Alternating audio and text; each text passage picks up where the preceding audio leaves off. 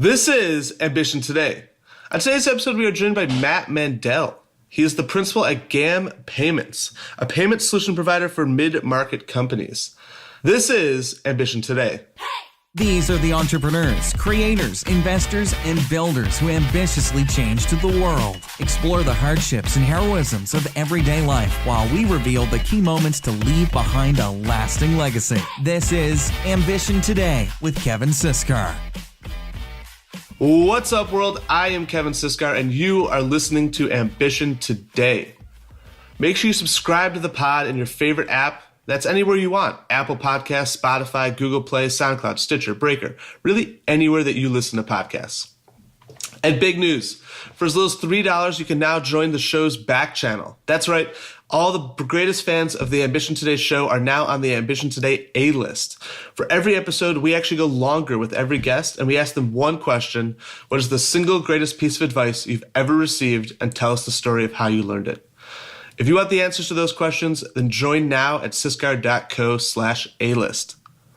Last episode, we talked to Dr. Dilip Rao. He's the author of Nothing Ventured, Everything Gained, and he's helping the 99% of people who don't get venture capital money, the 80% who fail with it, and the rest who can control the venture and the wealth created by delaying actually accepting venture capital money. Really interesting conversation if you want to go check it out. But today, I'm really excited. We're joined by my good friend, Matt Mandell. He is the principal at GAM Payments, a payment solution provider for the mid-market companies. And he's also just a serial entrepreneur and great guy, longtime mentor of the Founder Institute here in New York. Matt, welcome to Ambition Today. It's great to be here, Kevin. Where are you joining us from today? I know we're both in New York and we weren't able to catch up, but where are you calling from?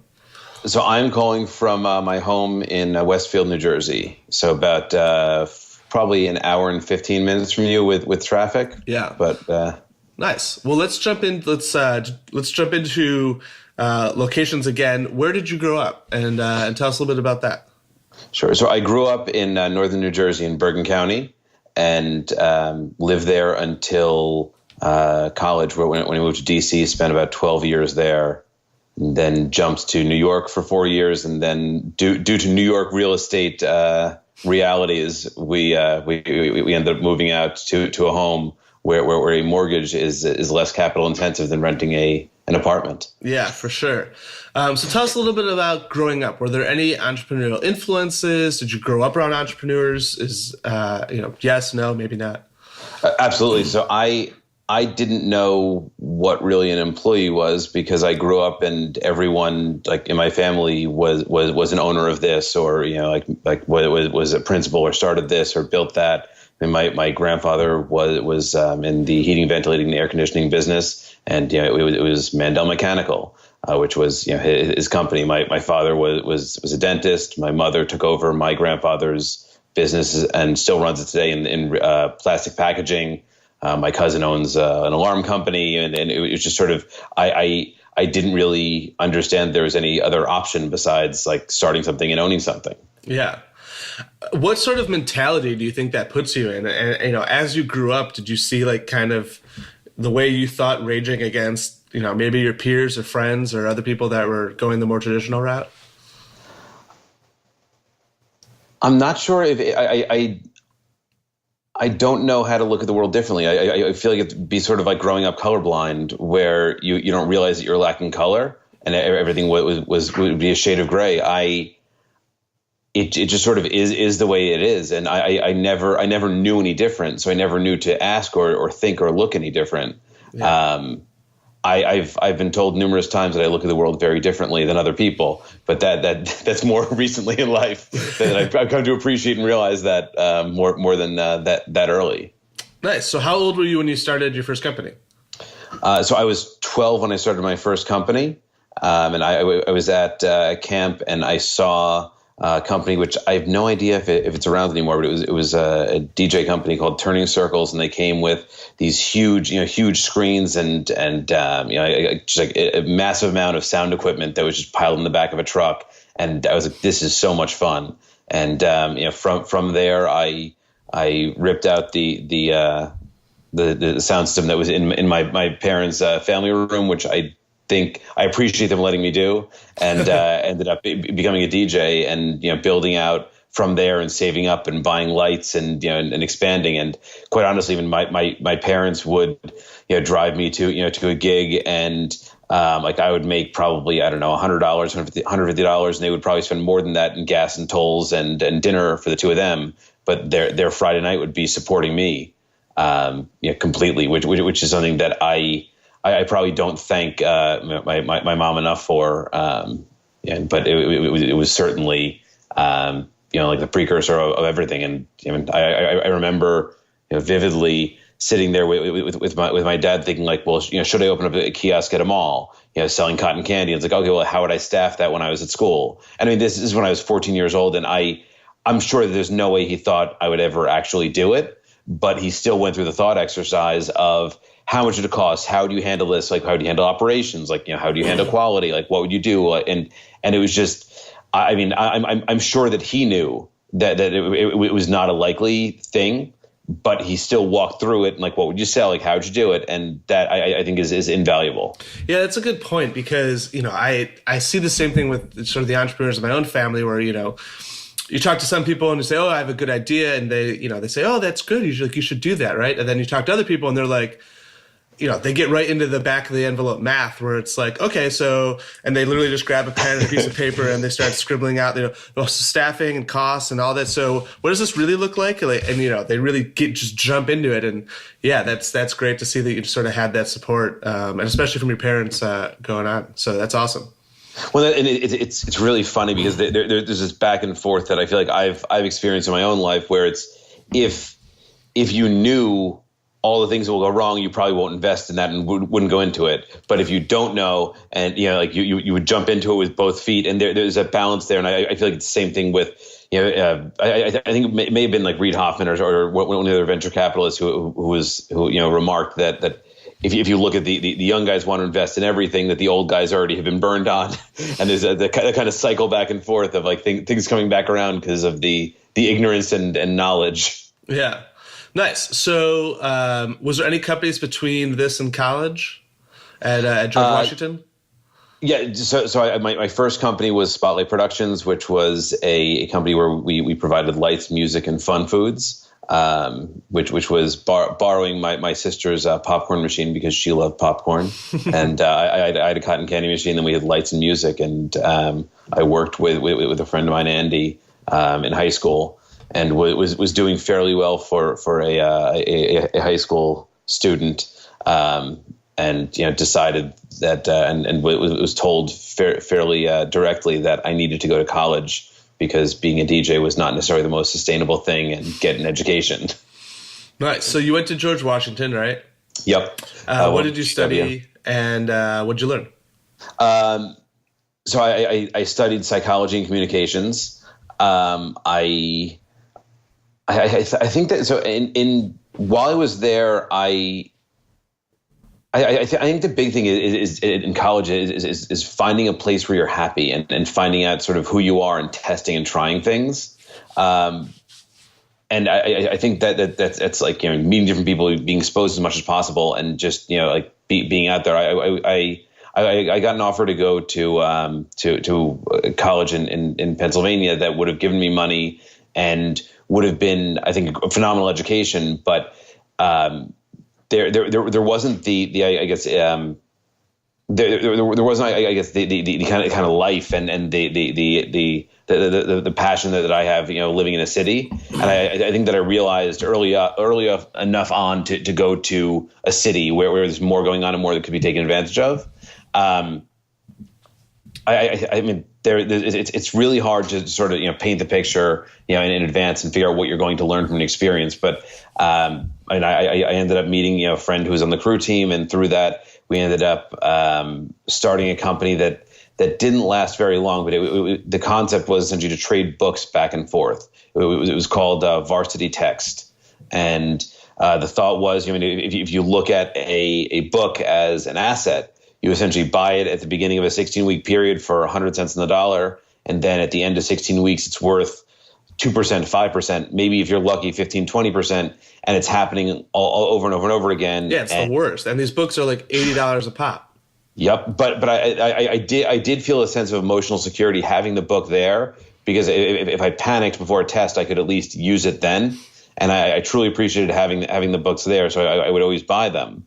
So we essentially we started it as it started. The origin story was we wanted to go into music and concerts. So we essentially formed an LLC. We were going to essentially try to promote the music scene in Washington D.C. And we would have like a band that could draw a crowd like 4,000 or 5,000 people, then a sort of regional band, and then essentially like a very small band.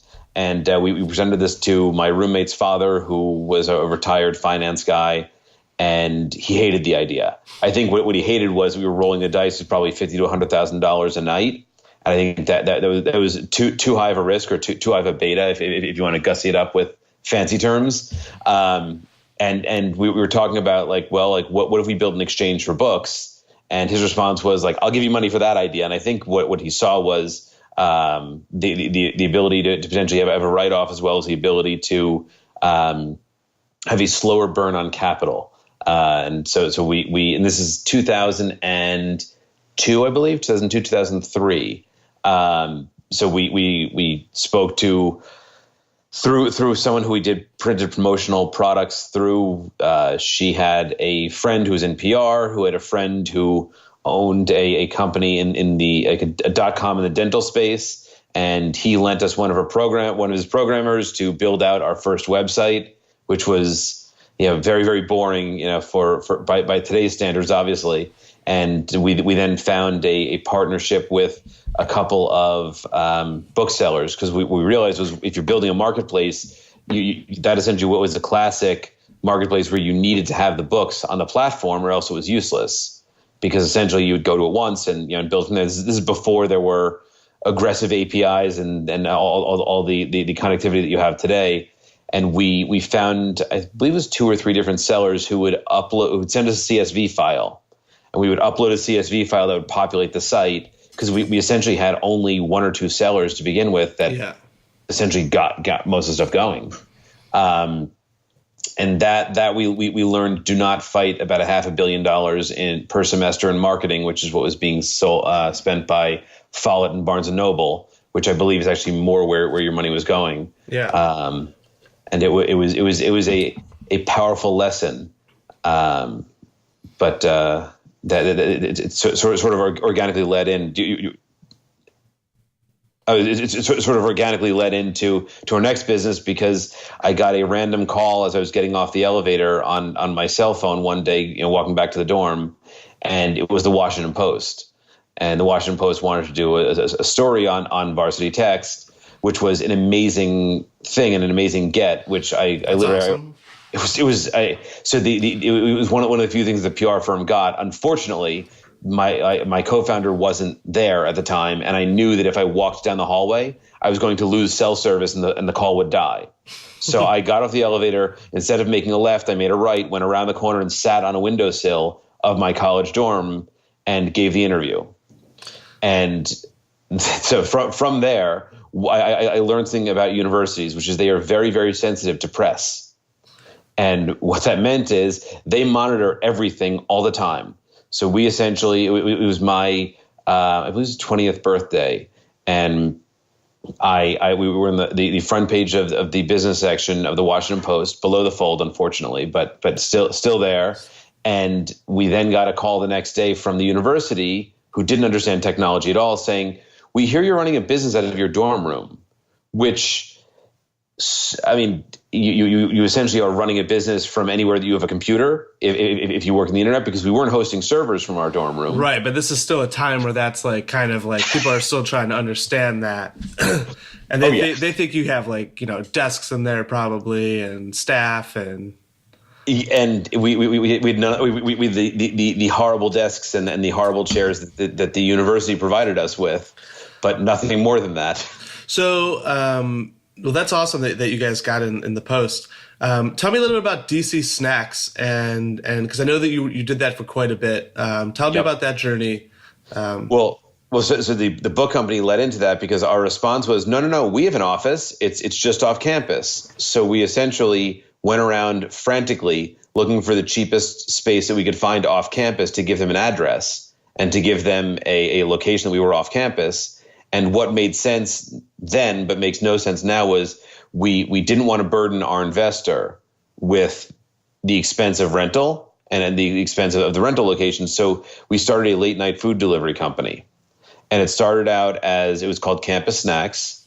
And we rented this is actually not really known, but it was a row home that was ironically right next to a 7-Eleven on New Hampshire Avenue in DC. And we rented one room because the whole house was under construction. So like the entire thing was under construction, but they saved one room that they were going to do last, and they let us rent it. It was about 60 square feet or so. And we went to Costco, bought a bunch of stuff, built a website that was actually our roommate, Ed, built a website. It was an HTML page, and it was the difference between our open and our closed page was the closed page didn't have a submit button. So you could literally place an order, and an order would send us an email because it was just a CGI script. So literally it would be, you'd hit submit and it would send everything through to Outlook, and we automated Outlook to print out any email that came in. So we'd friends would mess with us and send emails and mess with us and send in a $5,000 order because there was no inventory, so it didn't matter. Because the site was just too dumb to take inventory.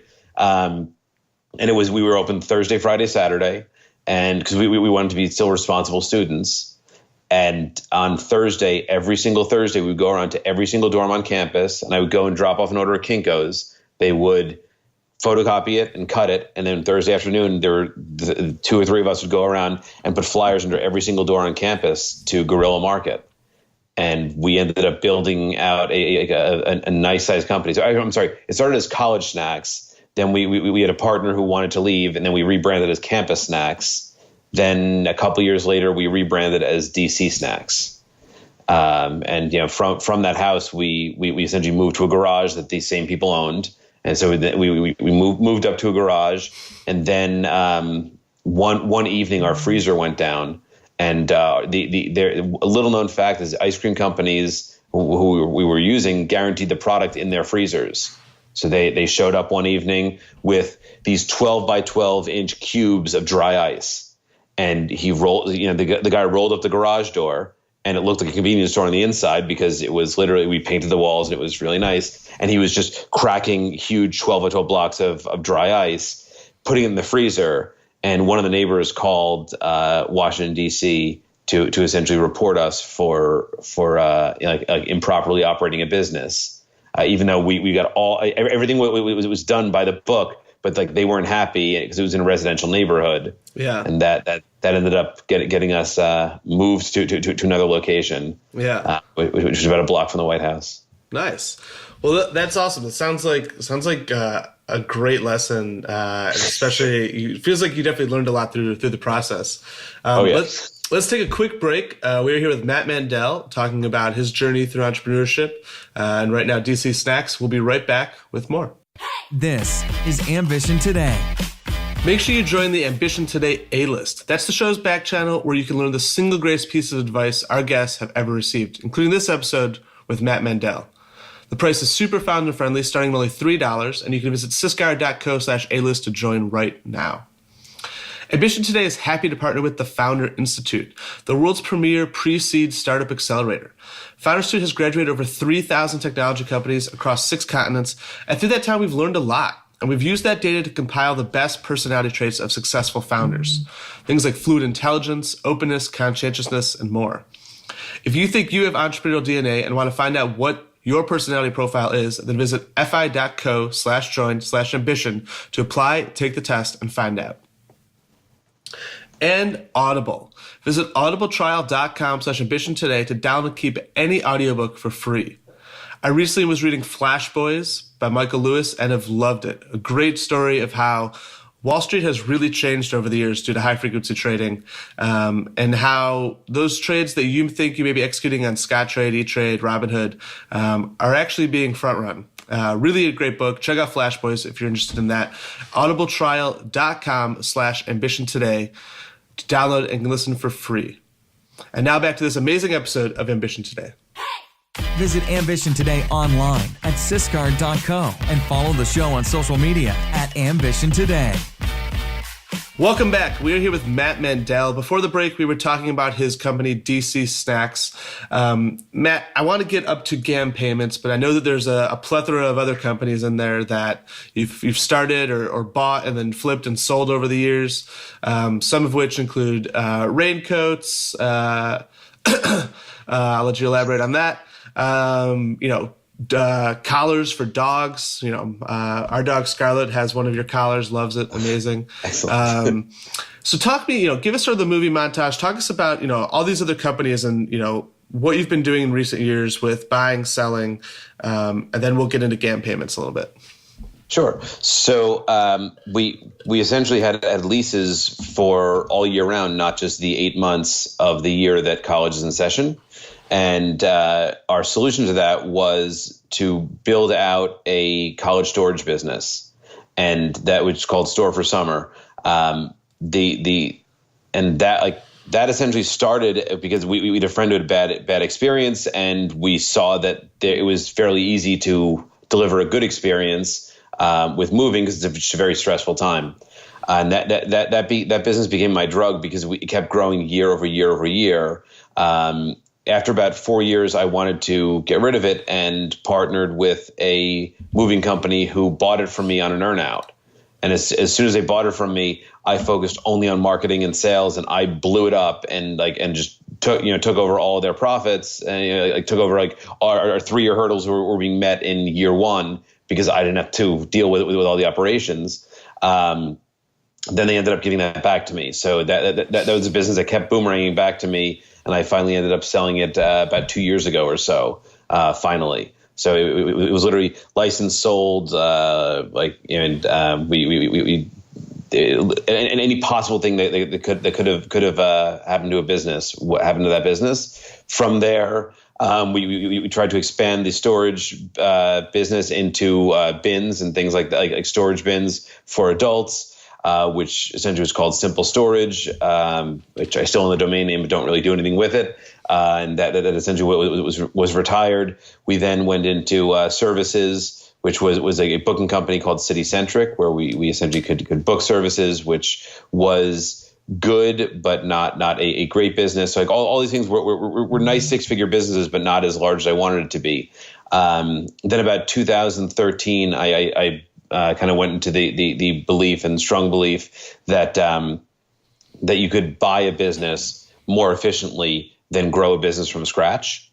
And that's largely because if you look at the multiples that businesses trade at, it is more capital efficient to not spend your time, beating yourself about the head and all the time it takes to grow to $1 million, because the burnout rate usually is companies that are sub $1 million generally. But there are still a lot of companies that are really good, really well managed, and have a lot of things going for them, where just have external circumstances or some reason why they want to sell. There are a lot of bad businesses also, but I spent about a year of my life filling out tons of NDAs and looking at books and looking at businesses and trying to understand what makes a business go, which I absolutely loved. And in the process, I bought a company in Utah that contractually, I'm not exactly allowed to tell you what happened, but suffice to say, it was not a positive experience. And within a few months after closing, I realized that the company was not going to do well.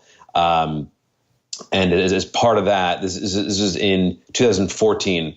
As part of that, I looked for other avenues, other ways to essentially save the employees' jobs, because we had 20 employees who were working full time at a Utah. So I was commuting back and forth for about 8 months, where I would take the first flight out. I would be up at 4 a.m. and be out the door at 6 a.m. to get out to Utah on a Monday, and then fly back Thursday on a red eye at midnight, or I think it left at 11 something, and then be working Friday morning. And half the time my dog would come with me. So he's got a fair amount of frequent flyer miles. And there were 2 things that I did to save the company. One was we diversified into pet accessories, which is Publicized is the brand name, and then puppies. If you have a dog, make sure you go buy a puppy tie. I've learned Amazon is an interesting place. So we built out essentially, an entire sort of 4-hour work week type business where we were sourcing in China and learned a bunch about sourcing in China, and built from there. Built out a phenomenal, Amazon business. Unfortunately, it was copied by a fair number of people, but that also is in some ways a form of flattery, especially when it's not your primary source of income. And I was looking through other website forums as I have and do, and found a company in the sexual health space.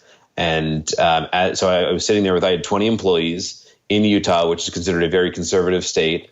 But I wanted to save their jobs, and I knew that a bank is usually not as comfortable with things and avenues that make money by anything that is sin related in any way, shape, or form.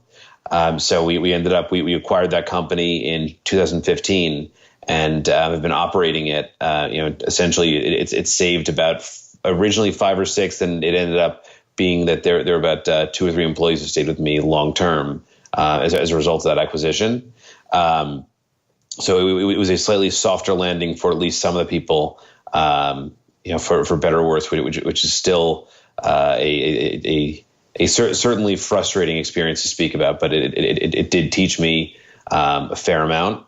So essentially we had this company that sells condoms, lubes, and adult toys.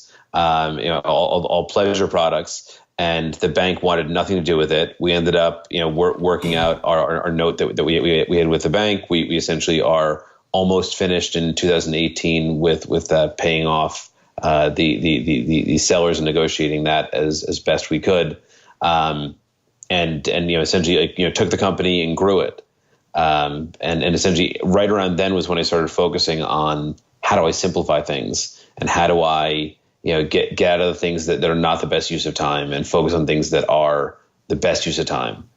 Because until then, I essentially had been mitigating risk to the point where I was, in 1,000 different directions. So that actually brings me to a good question, right? So I want to talk a little bit about automation, right? Sure.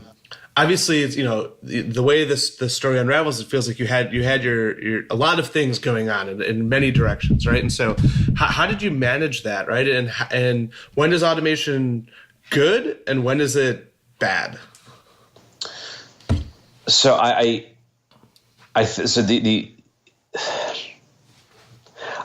think it's hard to judge automation as good or bad because it's similar to like a computer. A computer can essentially do analysis to cure a disease, or it could also spread like the most vile things in the entire world. Maybe you could give a few examples of some automations that you like, so it's not just a word and people can know what we're talking about.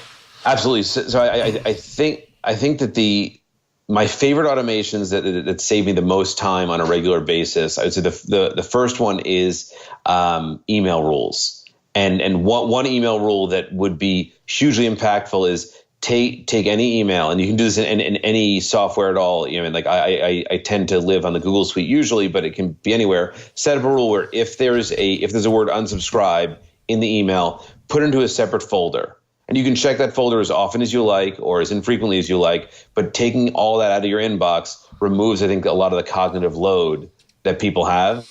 And as a result, I have many fewer emails, and I never check that, or I almost never check that folder, but I like having it there. So if I walk by any store and I want to search for any coupon they have, I can pull up that coupon, but I didn't have that that insanity and time wasted of thinking about like, oh my God, there's a sale going on here, or this is going on there. And I have missed a couple of things as I tweaked rules from friends and family, but I've gotten much better. And that's one thing that would improve it. But in terms of like automation more globally, what a lot of it is getting things out of your head. And I remember this one moment at DC Snacks, because I believe that having rules were incredibly limiting, and having rules were quite honestly just oppressive and essentially put handcuffs on me as an entrepreneur. What I realized was what I looked at as a handcuff was the freedom that scared the pants off of everyone else. And everyone looked at it as, if I don't have rules to paint within, I don't know what I'm going to get fired for or yelled at. And it became really clear when one night there was a manager who called, and someone had a problem with a delivery order at DC Snacks, and his response was to give out a Stouffer's lasagna. The order was about a $12 order, so we probably had, I don't know, give or take $6 of profit in the order, give or take. And he gave out effectively a lasagna that wiped out all of our profit, and then had someone deliver it, which further wiped out any potential profit we would have had before then, as opposed to giving out cookies, which would have cost us a fraction of the price, probably 20% of the cost of a lasagna, and would have made people possibly happier, because who wants a lasagna when they're unhappy? I want something that, you want cookies. I literally want cookies, like something warm, soft, and chewy. And that started my sort of journey into both outsourcing, and I mean, at this point, I've had virtual assistants in China, Philippines, Israel, Soviet bloc, of various flavors, South America, Ireland, U.S., Canada. I don't know if I've hit Mexico, but I mean, like literally all around the world, globally. And what I realized was, if you're asking someone to do a job and you don't give them the tools to succeed, it is your fault, not their fault. And I think I'm going to draw a sports analogy here, but like it'd be like telling someone to go play baseball, then not telling them that like what 3 strikes are, or any of the rules, and then making them just guess, right? And then wondering why they're not good at rounding second and hitting home runs and making outs, right? And it's been so I started essentially building out processes just by making a video, and you use it. I'm almost completely tool agnostic. There are tools that I prefer, but I am tool agnostic as to how it's done. But I essentially started as, okay, how do I create a video? How do I create a screen capture of everything and anything? And from there, I essentially built out processes on how to run every single one of my companies. Yeah. And I am largely obsolete. It's very lonely when you get it done right. It's super helpful though, and I think the moment that I see founders start doing it, and it's a game changer. I mean, I'm fortunate because I spent my early years as a volunteer fireman, so like we had SOPs, standard procedures for everything, right? So and I think the easier you make these things too, like literally just make them like really idiot proof, right? Like step 1, like click this. If you don't have a screen carrier, step 1, click this link. Step 2, see that button, click it. Step 3, follow that drop down. Like, and also it's helpful, right? It's no one on the other end wants to feel like they don't know what they're doing, right? And so they feel empowered. And I think that's a big part of what you were getting to there. Huge, and that I think it takes a fair amount of reflection on whoever's delegating though, because you got to realize that like you may be the best at taking out the garbage, but is it the best use of your time, and are you truly empowering your team? One more follow up there, because this is a problem that I have too, and I think me and you talked about this at the bar last time we were hanging out. How do you recognize when I'm good at it, I need to be better at it, right? And so there's still times where you're like, that you're the bottleneck, right? And that it will require you could do it yourself. It'll take you 2 seconds, right? Or you could take a step back. It's going to take you a little bit longer to write out this process doc, right? But then going forward, you save all this time each and every time thereafter it occurs, right? So what's your advice for not being the bottleneck and forcing yourself to take that step back, just losing a little bit now to save later, versus like, I'll just do it real quick. I know I could do it in 2 seconds. So one is how many times does the 2 second task happen, and does it really take 2 seconds is the first question.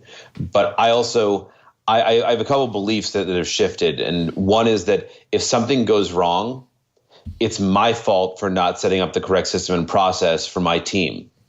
And I also believe that anyone who asks me a question means that I have failed them. I personally have failed them, and they don't have the tools to do their job right. And that means that I'm essentially making them less satisfied with their job and their life.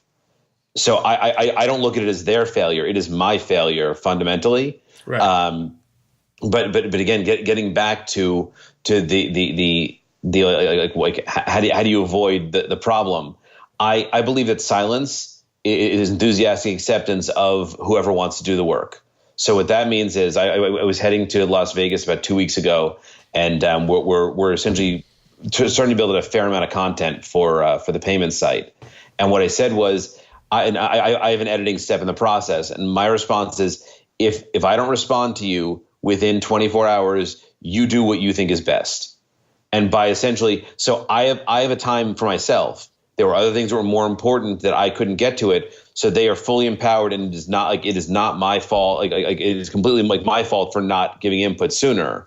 And it is phenomenally freeing to watch a team of really smart people and people who you empower just get things done without you. I like that. I think that's a really good answer. It's just changing the default, right? And making it really clear that, if you don't hear from me, like, I trust you, go for it, because I feel like too often there's this check-in process where it's like, oh, like I need to check in, I need to seek approval, right? And it's like, that's no, like you want people to feel empowered and just be able to trust their own gut, right?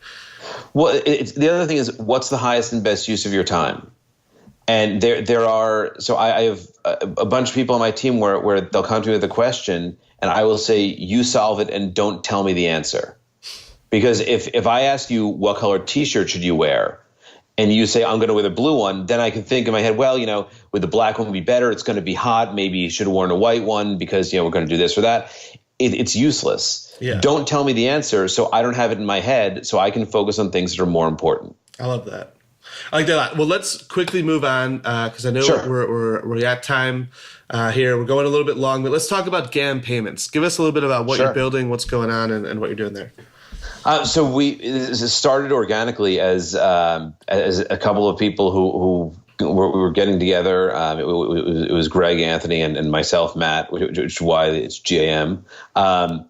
And we one person who essentially understood, again, and had a fair number of connections to businesses, and then someone who was operating a fairly large business and felt like they were being taken advantage of because the payment space is incredibly opaque and designed to be intentionally, I think, impossible to unravel.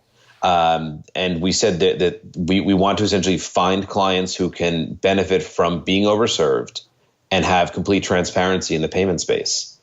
And it has been incredibly complex to simplify things and to be direct with people because I'm essentially fighting a system that is backed by technology as old as the late 1960s, early 1970s. And you're dealing with legal regulation and terrorism regulation and banking and underwriting and all this stuff to get together to essentially provide a better experience.